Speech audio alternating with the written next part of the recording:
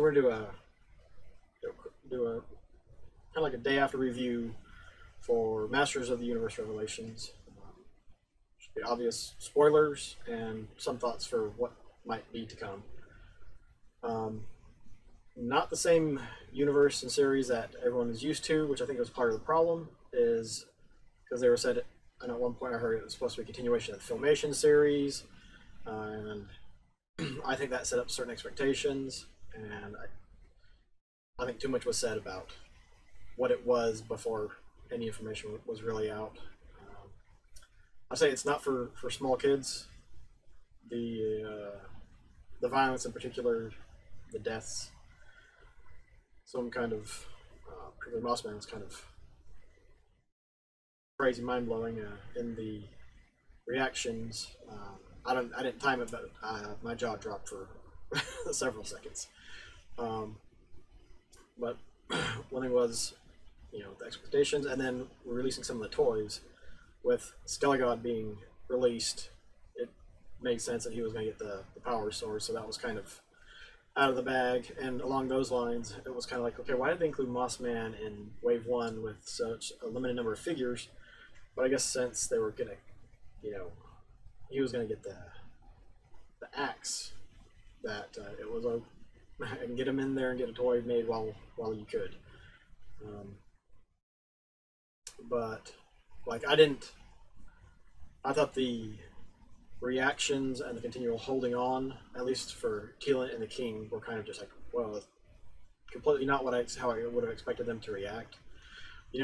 Initial feeling of betrayal, maybe, but to have that going on after, I don't know, whatever the time passage was between finding out that Adam was killed and the secret, and then still holding on to that years after. I mean, particularly in part of Teela, it came across that she was being selfish and being a brat, like a little spoiled brat. But then it also brought up another question with Teela.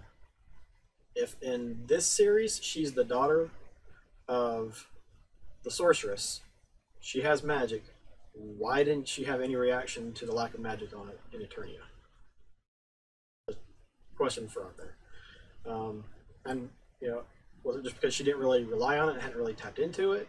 So just a question. It's like, okay, this is a part didn't really make much sense, but they were trying to go with Teela pulling everything back together along with her team, which in all the other ones, it was never always just He-Man. It was He-Man and the Masters of the Universe, and this is just Masters of the Universe because He-Man was gone. Throughout the whole thing, they showed Teela and Evil-Lyn were both carrying torches. I think Evil-Lyn even makes note of it, that they're carrying torches for their dead bows. And it was interesting seeing the memory of Teela and He-Man fighting Whiplash and the way they acted, and then Teela and Andra pulling off a similar move. And which, going back to Andra, when they touch off that she made a specific device. It's like, okay, they're setting her up to be the next man of arms, so that if Teela does become the next sorceress, then Andra's already going towards that to be the next man at arms. Which, if it pays off, that'd be kind of neat, depending on how they develop the character. But one thing was like, if you hadn't been a fan of the franchise and weren't familiar with it, like, I don't know, I would be curious to find out like how much of it would be is understandable if you have absolutely no information or very little or limited information from the backstory of the He-Man and Masters of the Universe, either the comics or any of the shows, or even reading the back of the toys. How much information, what would make sense from what was given. Also thought it was kind of irritating that, we had no follow-up for the King and Queen on what they were doing and how they were feeling or anything like that, because the way the King reacted in banishing Duncan, and with the Queen knowing, I would think that would have caused some strife. there's lots of nods to this stuff, to the comics and the series that came before it.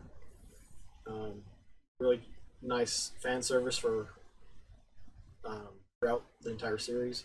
I was hoping Merman was going to have a little bit of a bubbly voice, even just for a little bit, just come back and I'll get you next time, and then cleans his throat or something. That would have been a nice little nod, but yeah, that was just me. That's a quick review, and then if you want to continue watching, there'll be my reaction to little snippets of things that happen throughout the show. So this is the new He-Man animated series. I just wanted to try and do like a little reaction video, see what it's like as I'm watching it. It's going to be at 2x speed. Actually, let's go ahead and speed it up. Okay, now it's at 2x. Actually, we'll go to 2.2. Just because there's been so much back and forth on what was expected and what it's actually going to be, and I'm going into it with it's not a continuation of any of the other He-Man Masters of the Universe stuff, including anything from She-Ra. It'll involve same characters, but they're going to be different. It's going to be its own standalone thing, kind of like the new Netflix's new Voltron. I haven't seen the new She-Ra, but let's go. I do want to comment that I like the red and blue. Kind of reminds you of the card backs from the original 80s figures. But after saying that, let's go. Nice nod to the comic books.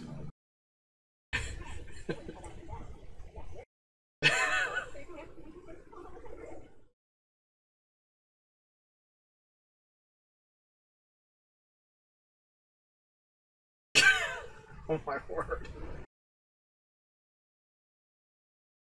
We'll see in the vehicles.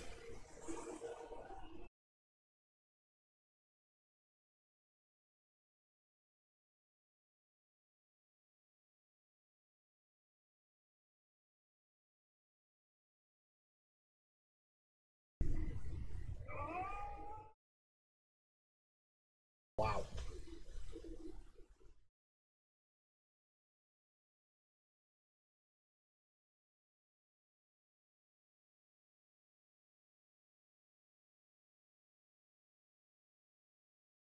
Overreaction.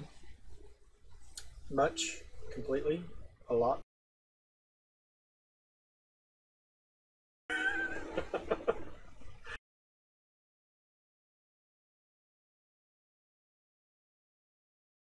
Okay, a second guy down.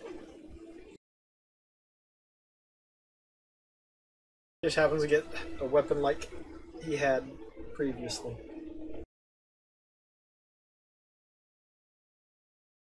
Where's Merman?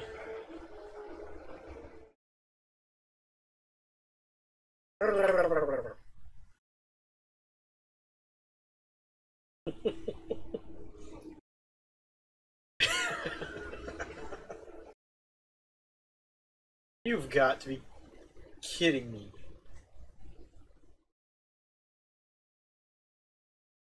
That was a bogus ending.